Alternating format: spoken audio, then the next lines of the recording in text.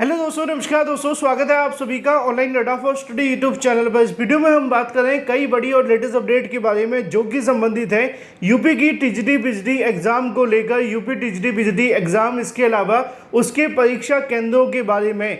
जैसा कि आप जानते हैं कि एक बार फिर से टीजीटी पीजीटी को लेकर लगातार कुछ नई और बड़ी अपडेट सामने निकल कर आ रही हैं और ऐसे में इसके एग्जाम को लेकर साथ ही साथ परीक्षा केंद्रों के बारे में भी जानकारी मिल गई है। इसी के साथ अगर बात की जाए 45,000 पदों पर नई प्राथमिक शिक्षक भर्ती के बारे में, जिसमें बीएड करने वाले अभ्यर्थियों को शामिल करने की तैयारी को लेकर जानकारी दी जाएगी। और जो 45,000 पदों पर सुपर टीईटी एग्जाम होने जा रहा है, उसमें कौन कौन से बीएड करने वाले अभ्यर्थी आवेदन कर सकेंगे, इसको लेकर डिटेल में बात करेंगे। चैनल को सब्सक्राइब करके बेल आइकन को दबा लें और वीडियो को लाइक कर दें, जिससे कि आपको रियल ऑथेंटिक जानकारी online data for study YouTube channel के माध्यम से सबसे पहले मिलती रहे। तो चलिए दोस्तों, सीधे शुरुआत करते हैं मुद्दे की। और सबसे पहला जो मुद्दा है वो है यूपी की टीजीटी पीजीटी एग्जाम को लेकर। टीजीटी पीजीटी एग्जाम के लिए एक खुशखबरी आप सभी को देनी है। जितने भी बीएड करने वाले अभ्यर्थियों ने टीजीटी पीजीटी 2022 की परीक्षा में आवेदन किया था, इस उम्मीद में कि उनको एक नौकरी मिलेगी, तो उनके लिए एक खुशखबरी है। अब ये खुशखबरी आपके ऊपर डिपेंड करती है कि ये आपको एक अच्छी खबर देगी या थोड़ा सा झटका भी दे सकती है। क्योंकि होता है ना कि जब भी कोई चीज़ आती है, कोई डिसीजन लिया जाता है, तो उससे कुछ अभ्यर्थियों को झटका भी लगता है, तो कुछ अभ्यर्थियों को उससे बुरा लगता है, किसी को बेनिफिट मिलता है। क्योंकि एक जैसा परफेक्ट तो कुछ भी डिसीजन नहीं हो सकता जिससे कि सभी एक साथ सहमत हो जाएं। लेकिन यस, अब आप इसे कैसे समझेंगे कमेंट करके बता देना, मैं आपको बताता हूँ। आपको पता होगा कि अब तक जितनी भी टीजीटी पीजीटी की भर्ती हुई है या उत्तर प्रदेश में जो भी भर्तियां अब देखने के लिए मिल रही हैं, उसमें सबसे ज़्यादा जो समस्या देखने के लिए मिल रही है वो यही है कि क्या वो परीक्षा सही तरीके से आयोजित हो पाएगी, क्या उस परीक्षा में शुचिता, पारदर्शिता जैसे भारी भरकम शब्दों का इस्तेमाल जो सीएम योगी के माध्यम से किया जाता है, क्या वो हो पाएगा।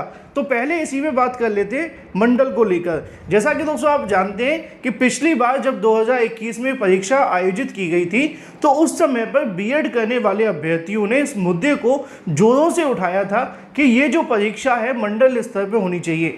इससे होने से कुछ अभ्यर्थियों को नुकसान होता है तो कुछ को फायदा हो जाता है। कैसे, मैं बताता हूँ। मंडल से परीक्षा हो जाने से उन अभ्यर्थियों को ज़्यादा फायदा होता है जिनको ये लगता है कि पेपर लीक या पेपर आउट होने की जो समस्या है वो मंडल स्तर पे कम होती है, जबकि डिस्ट्रिक्ट लेवल पे जब परीक्षा होती है तो वहाँ पे ज़्यादा होती है। अब इसका इस्तेमाल आप ऐसे समझ सकते हैं कि मान लीजिए कि आपने आवेदन किया और आपको आवेदन करने के बाद आपके ही शहर के किसी विद्यालय में परीक्षा देने का मौका मिला।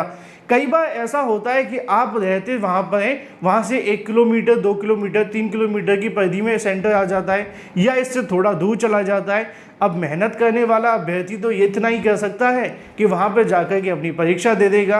लेकिन जो घोटाले करने वाले डीजे वाले बाबू टाइप के जो बंदे होते हैं, वो क्या करते हैं कि वो अपने घोटाले को और ज़्यादा कहीं ना कहीं बढ़ा देते हैं।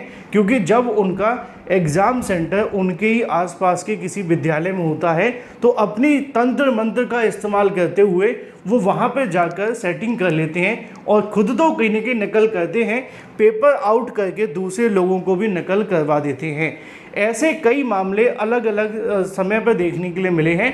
हालांकि ये इसका एक हल नहीं है अगर टेक्निकली देखा जाए तो, क्योंकि ऐसा कर देने से बहुत सारे ऐसे अभ्यर्थी हैं जिनको अपने ज़िले को छोड़ करके दूसरे ज़िले में जाना पड़ता है और इसका खामियाजा उनको भुगतना पड़ता है।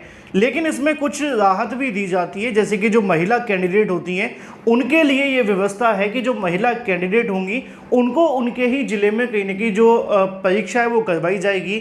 अब अगर वो ही नकल करना शुरू कर दें तो इससे बुरा क्या हो सकता है ना। जो फिजिकली डिसेबल है यानी कि विकलांग, जो दिव्यांग हैं, उनकी बात की जाए तो उनके लिए भी यहाँ पे कहीं ना कहीं जो राहत है वो दी जाएगी। यहाँ पे लिखा भी हुआ है कि उत्तर प्रदेश के सभी भर्ती आयोग, बोर्ड और अन्य भर्ती संस्थाओं की परीक्षा में अब अभ्यर्थी उनके गृह जनपद में परीक्षा केंद्र आवंटित नहीं किए जाएंगे।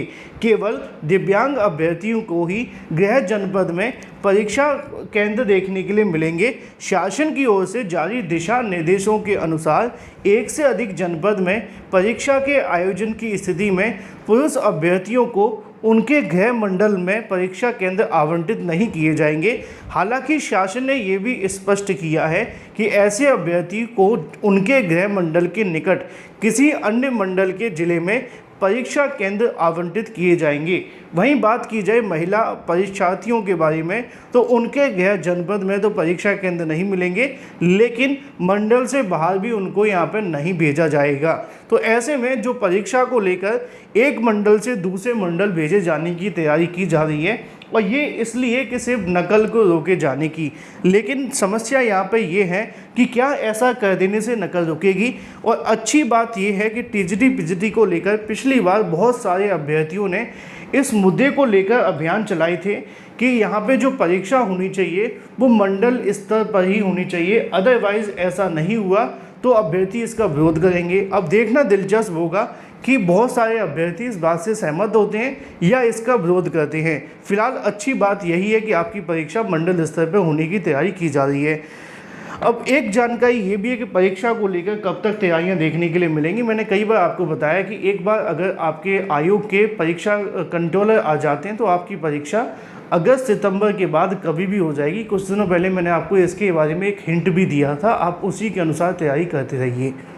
इसी के साथ बात कर लेते हैं अपनी अगली अपडेट के बारे में, जो कि संबंधित है उत्तर प्रदेश में 45,000 नई प्राथमिक शिक्षक भर्ती में बीएड को शामिल करने के संबंध में। जैसा कि आप जानते हैं कि उत्तर प्रदेश में 45,000 पदों पर नई प्राथमिक शिक्षक भर्ती को लेकर चर्चाएं काफ़ी जोरों से चल रही हैं, लेकिन यहाँ पे एक सबसे बड़ा सवाल ये था कि बीएड करने वाले अभ्यर्थियों का क्या होगा, क्योंकि 2018 के बाद बीएड को शामिल किया गया था। उसके बाद सुप्रीम कोर्ट ने 11 अगस्त 2023 को बीएड को बाहर कर दिया, और उसके बाद से लगातार बीएड करने वाले अभ्यर्थी ये मांग कर रहे हैं कि उनको भी प्राथमिक शिक्षक भर्ती में सम्मिलित किया जाए और उनको भी एक मौका प्राथमिक शिक्षक भर्ती में दे दिया जाए। अब इसी के संबंध में बीएड करने वाले अभ्यर्थियों के माध्यम से मांग करना शुरू कर दी गई है, और यहाँ पे इसके संबंध में एक पत्र भी जारी हुआ है, मैं आपको दिखाता हूँ। और कौन कौन से वो बीएड अभ्यर्थी होंगे जिनको पीआरटी में आवेदन का मौका दिया जाए, इसको लेकर भी जानकारी दी गई है। और इसको लेकर कल की तारीख में इसी अभियान को ध्यान में रखते हुए अभ्यर्थियों के माध्यम से यहाँ पे जो मांग है वो भेजी गई थी चंद्रशेखर आज़ाद, जो कि भीम आर्मी के चीफ हैं उनके, और जो कि एमपी भी हैं यानी कि सांसद भी हैं। कहाँ से आपको बताने की आवश्यकता नहीं है, उनकी तरफ से यहाँ पर आवश्यकता इसलिए नहीं क्योंकि आप जानते होंगे, नहीं जानते तो यहाँ पे लिखा हुआ है, मैं सोचना कि मैं बताना नहीं चाहता, ये लिखा हुआ है नगीना उत्तर प्रदेश से है, ठीक है।